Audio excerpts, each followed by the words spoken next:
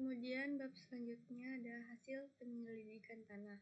Penyelidikan tanah merupakan serangkaian kegiatan yang dilakukan sebelum pekerjaan fondasi dilakukan dengan mengambil data-data parameter tanah yang dilakukan di area lokasi di mana bangunan rencana akan didirikan. Dari data penyelidikan tanah inilah yang nantinya akan menjadi acuan desain fondasi yang akan digunakan dan memberikan informasi yang nantinya akan digunakan sebagai parameter analisa daya dukung tanah, posisi muka air tanah, perbaikan tanah, dan kondisi sekeliling area lokasi.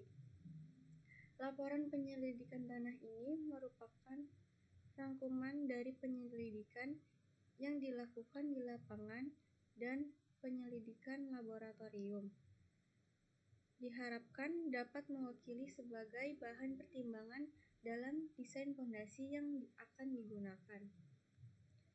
Selanjutnya, distribusi titik penyelidikan tanah sondir dan bor mesin. Penyelidikan tanah dengan menggunakan sondir 2,5 ton dilakukan sebanyak 2 titik dan penyelidikan tanah menggunakan bor mesin sebanyak 1 titik, yang merupakan bagian dari rencana pembangunan asrama Kalimantan Barat di mana letak titik pengujian dapat dilihat pada denah. Elevasi tanah permukaan diukur dari masing-masing titik uji tanah setempat. Data tanah hasil dari penyelidikan yang dilakukan adalah sebagai berikut. Ada titik sondir itu CPT 01, kedalamannya -8, QC-nya 250, total friksinya 451,189, terus MAT-nya plus 0,50, terus CPT 04, kedalamannya -6,2, QC-nya 250, total friksinya 348,395, dan MAT-nya plus 0,50. Untuk titik boringnya itu di DB 01, kedalaman -25 meter, NSPT-nya 60, elevasi terhadap jalan rayanya itu -1, MAT dari air pemboran itu plus 0,50. Prosedur pekerjaan sondir. Pelaksanaan sondir dimulai dengan melakukan pengikatan alat sondir agar peralatan pada saat pelaksanaan pengujian tidak goyang dan posisi alat sondir tegak. Pekerjaan pengujian sondir dilaksanakan setelah pipa batang sondir disambung ke bikonus dan pengujian baru dapat mulai pelaksanaannya setelah posisi alat sondir tegak lurus dan oli diisi sampai penuh serta gelembung-gelembung udara dikeluarkan dari hidrolik.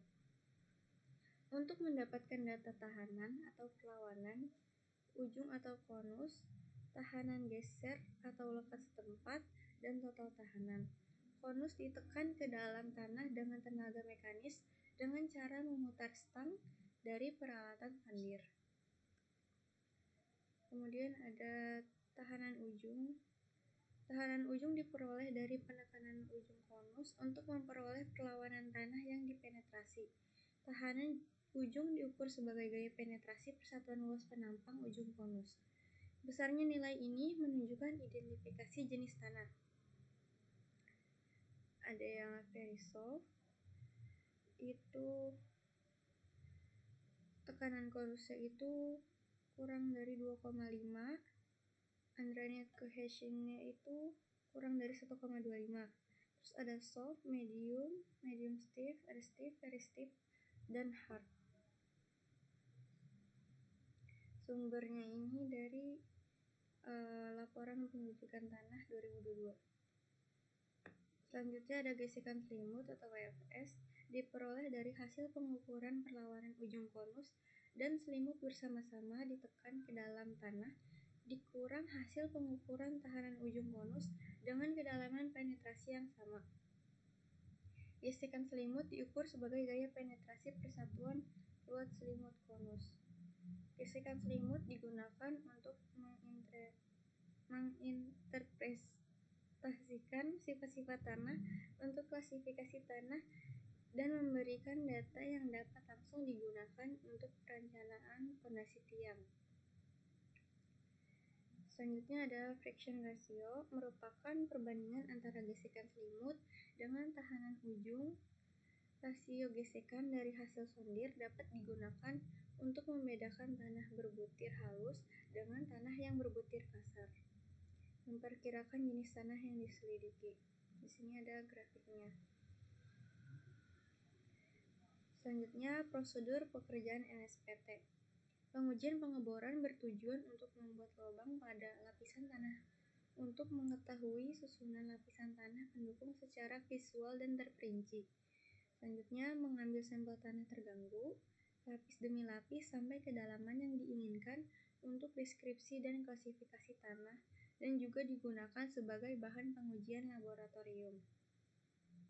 Mengambil sampel tanah tak terganggu untuk bahan pengujian di laboratorium. Melaksanakan pengujian standar penetration test atau SPT setiap interval 2 meter. Mengamati dan melaksanakan pengukuran kedalaman muka air tanah atau groundwater level atau GWL. Selanjutnya, pengujian laboratorium.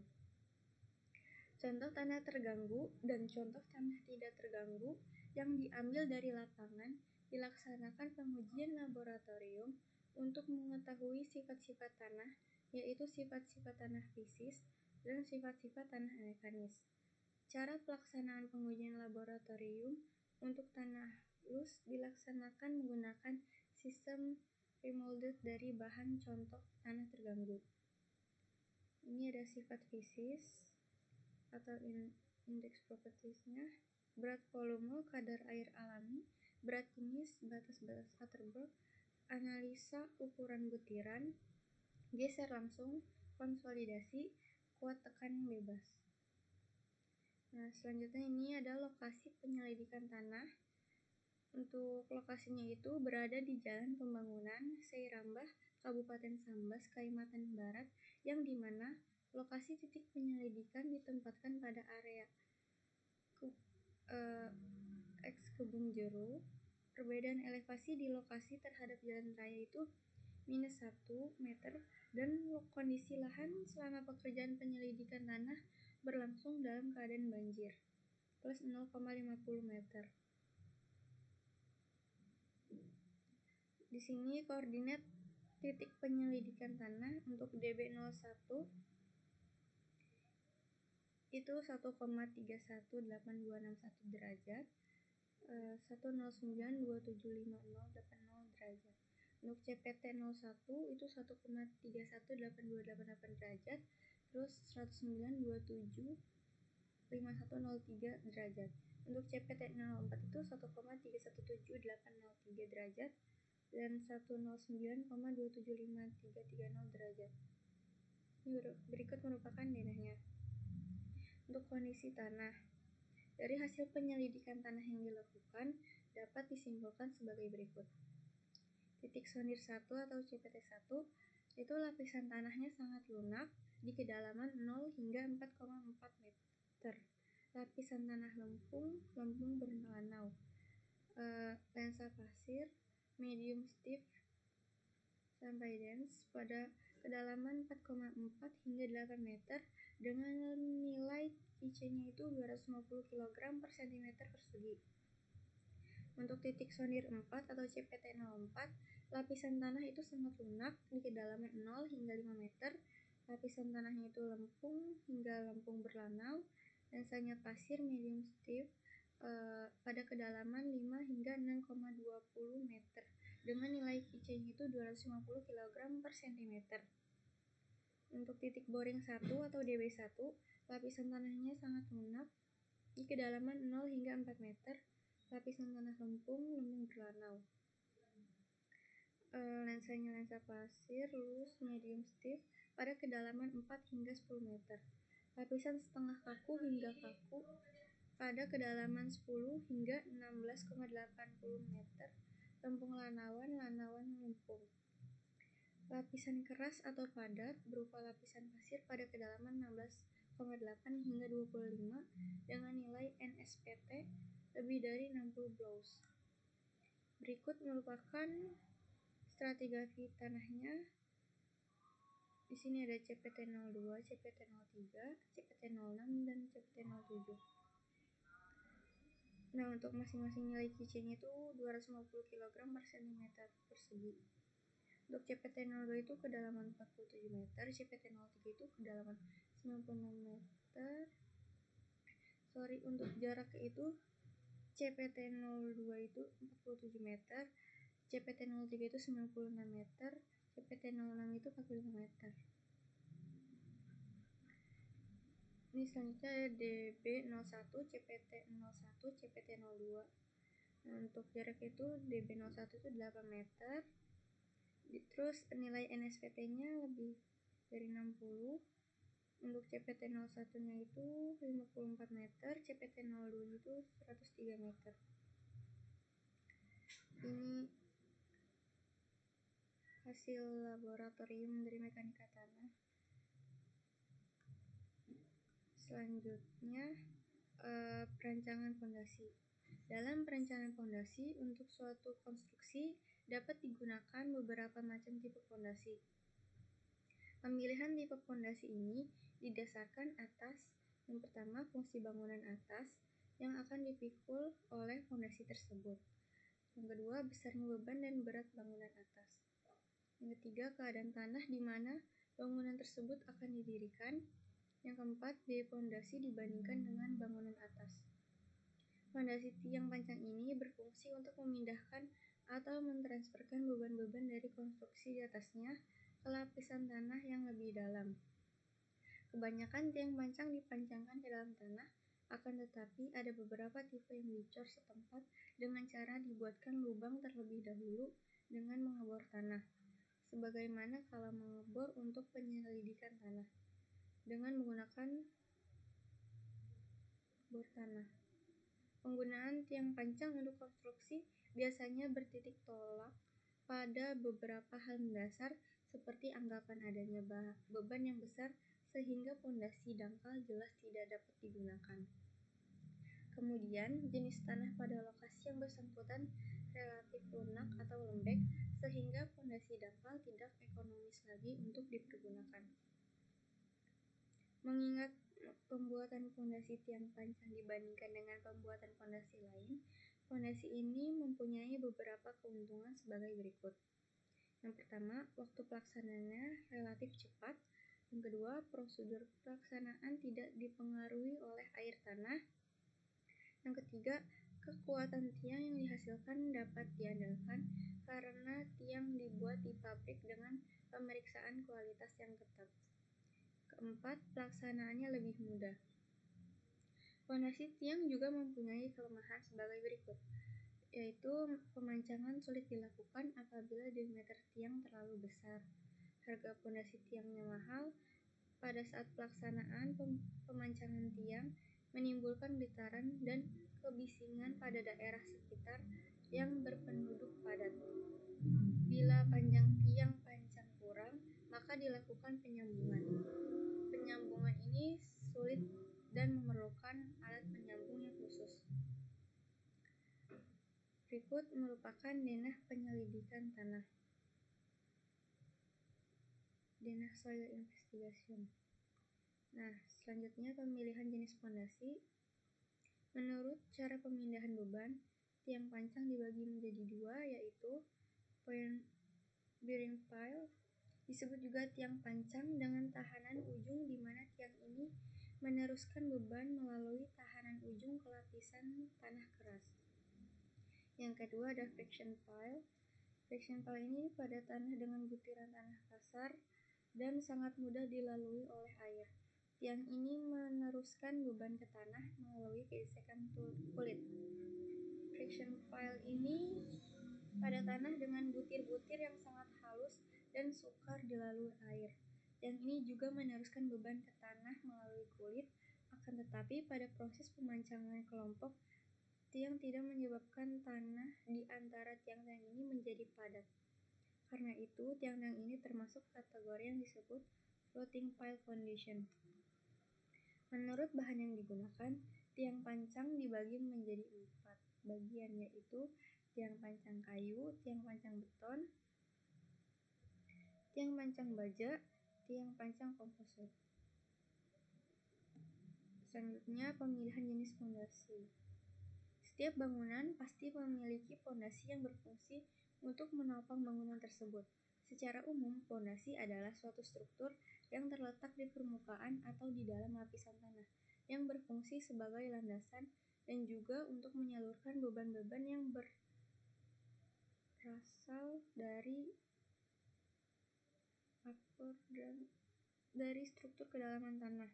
Berdasarkan hasil penyelidikan tanah yang dilakukan, penggunaan fondasi dalam tiang pancang sangat disarankan. Dengan pertimbangan penyelidikan tanah yang sudah dilakukan, lapisan-lapisan tanah bawah cenderung terdapat lapisan lensa. Pemancangan dihentikan pada lapisan tanah keras pada kedalaman 18 hingga 25 meter. Selanjutnya di sini terdapat data umum dari proyek pembangunan gedung mes 4 lantai. Nama proyeknya Gedung Mes, alamat proyeknya terdapat di Jalan Pastoran, Kota Singkawang, Kalimantan Barat. Jenis bangunannya mes atau penginapan. Jenis penyelidikan tanahnya itu compenetration test dan standard penetration test. Selanjutnya ada metode pengumpulan data. Untuk mencapai maksud dan tujuan studi ini, dilakukan beberapa tahapan yang dianggap perlu dan secara garis besar diuraikan sebagai berikut. Tahapan pertama adalah pengumpulan data-data yang akan digunakan untuk menganalisis daya dukung fondasi tiang pancang. Dalam hal ini, data yang diperoleh antara lain data hasil CPT pada titik S01 sampai dengan S07, data hasil SPT pada titik DB01. Tahapan kedua adalah melakukan analisis data dengan menggunakan data-data yang tersedia berdasarkan metode dan formula yang ada. Tahapan ketiga adalah mengadakan analisis terhadap hasil perhitungan dengan membandingkan hasil perhitungan dari data CPT dan SPT.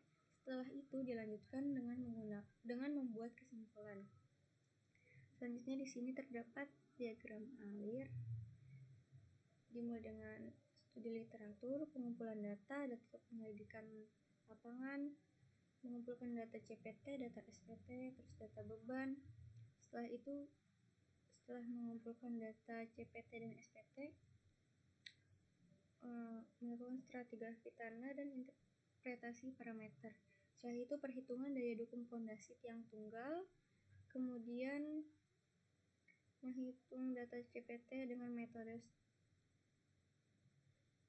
Meyerhof, SPT dengan metode Meyerhof. Setelah itu melakukan analisa, melakukan perhitungan daya dukung fondasi tiang kelompok, menghitung efisiensi penurunan, kemudian cek apakah sesuai dengan persyaratan atau tidak, kemudian cek konfigurasi, kemudian diberikan kesimpulan dan selesai. Selanjutnya ini denah pembebanan output etap. Kemudian ini denah kolom. Berikut merupakan data NSPT metode Meyerhof. Ini perhitungan properties tiang.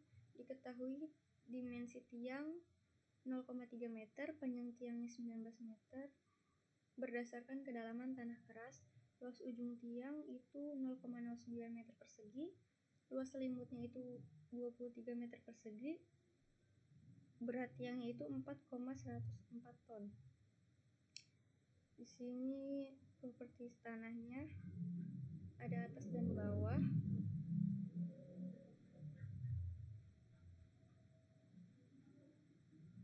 Ini untuk DPT dan NSPT. Ini untuk kedalamannya. Ini NSPT. Selanjutnya hasil analisa tahan ujung tiang, di mana AP merupakan luas ujung tiang, NP nilai NSPT di sekitar ujung tiang. Didapatkan NP-nya itu 29, QP-nya itu didapatkan 1160 kurang dari 1600 merupakan nilai maksimum. Nah, didapatkan QP-nya itu 104,4 ton.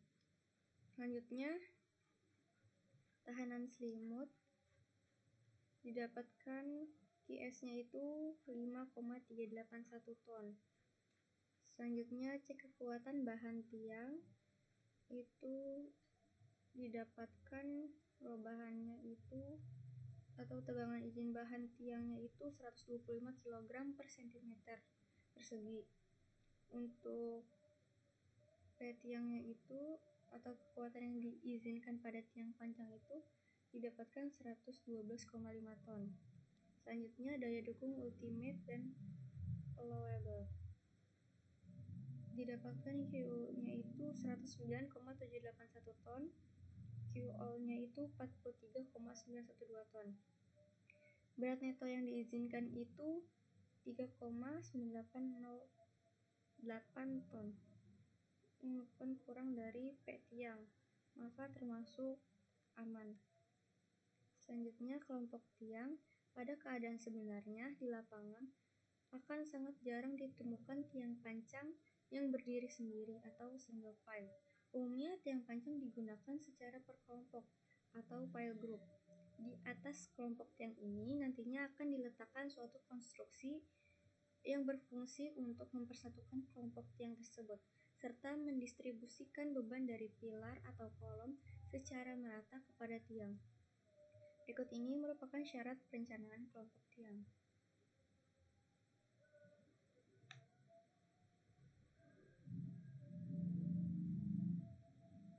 Kemudian ini efisiensi kelompok tiang, didapatkan tetanya itu 18,435 derajat, jumlah barisnya 2, jumlah tiang dalam satu barisnya itu 2, maka didapatkan EG-nya itu 0,795.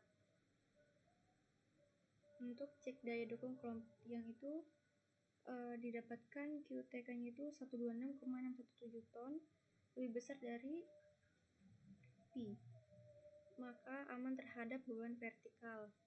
Nah, ini untuk tabel rekapitulasi berdasarkan perhitungan data NSPT dan CPT.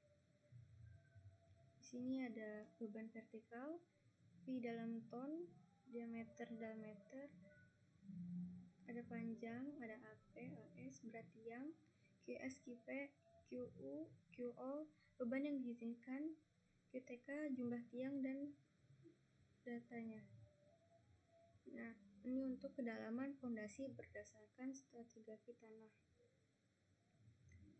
Selanjutnya penurunan tiang tunggal, metode basic. Menentukan S1, diketahui QWP-nya itu 104,4 ton, QWS-nya itu 5,381 ton, L-nya itu 19 meter, diketahui itu 0,5, AP-nya 0,09 meter persegi, EP-nya itu 10299,329 kN per meter persegi. Didapatkan S1-nya itu 2,195. Selanjutnya menentukan S2, didapatkan S2-nya itu 0,006. Ini terdapat tabel type of soil, ada sand, clay, silt. Untuk menentukan S3-nya, S3-nya itu didapatkan 0,000107. Selanjutnya penurunan tiang kelompok. Untuk BG-nya itu didapatkan 1,5 meter, diameternya 0,3 meter, S-nya itu 2,201 mm. Maka didapatkan SG-nya itu 1,507 mm. Aman terhadap penurunan. Perencanaan pile cap berdasarkan SNI 2847 tahun 2019. Pile cap berfungsi untuk menyatukan tiang fondasi dan mendistribusikan beban dari kolom ke masing-masing tiang. SNI 2847 tahun 2019, perhitungan momen lentur dan gaya geser pada pile cap didasarkan pada asumsi bahwa reaksi dari masing-masing tiang fondasi terpusat pada pusat berat penampang tiang.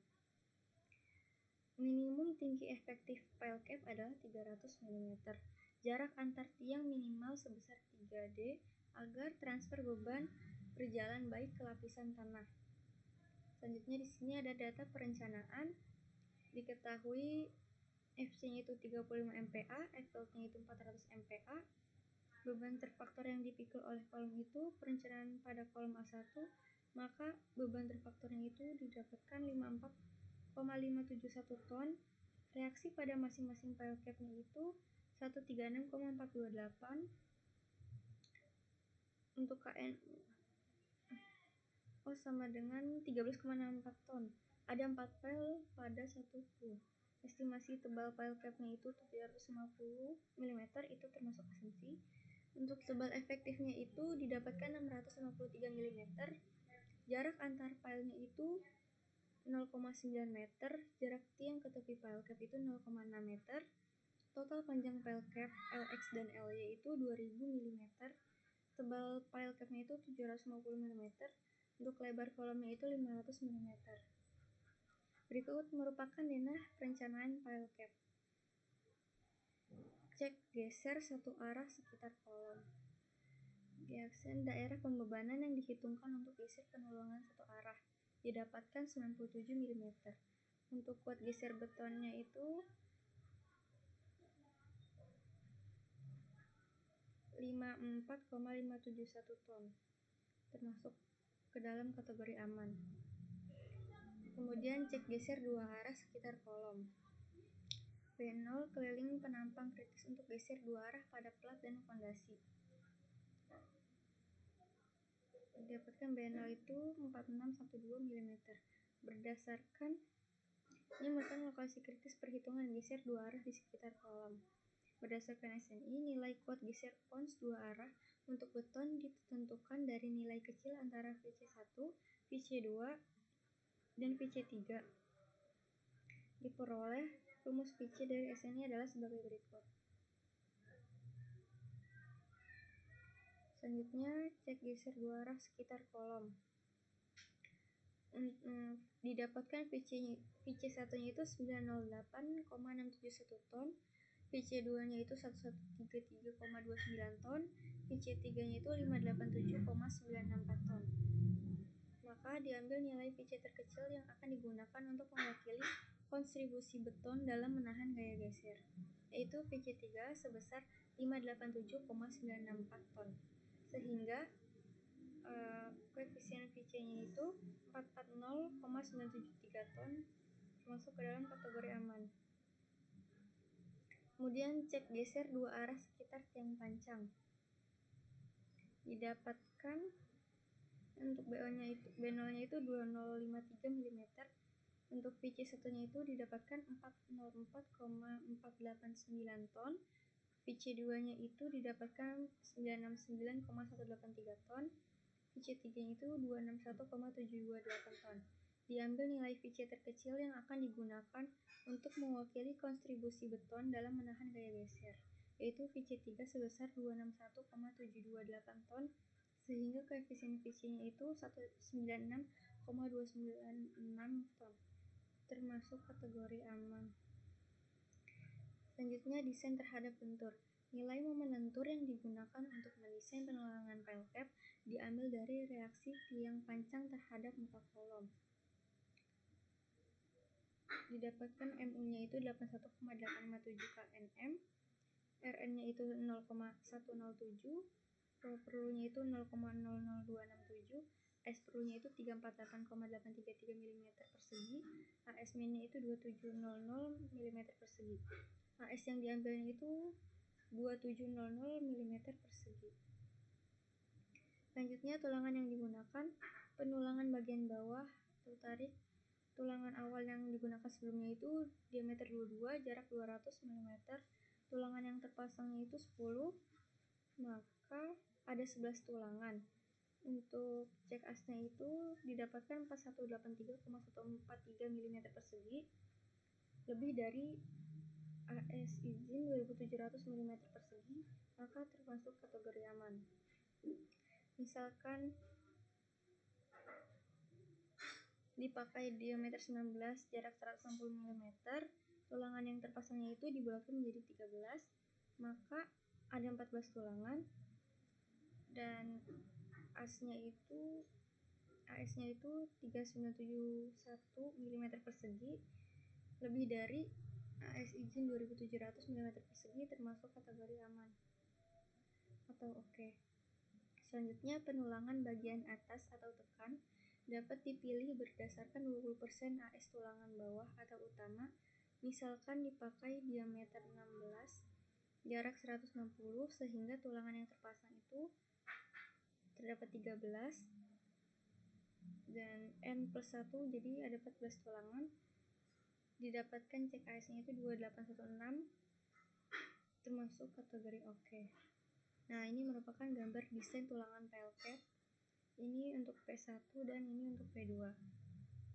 Ini untuk gambar desain tulangan PLCAT-nya. Ini ada tiang pancang, ini untuk diameter 19 jarak 160, diameter 19 untuk jarak 160, terdapat kolom, terus diameter 16 jarak 160, terdapat pasir uruk, dan di bawahnya itu tanah keras. Sekian presentasi dari saya, kurang lebihnya mohon maaf. Assalamualaikum warahmatullahi wabarakatuh.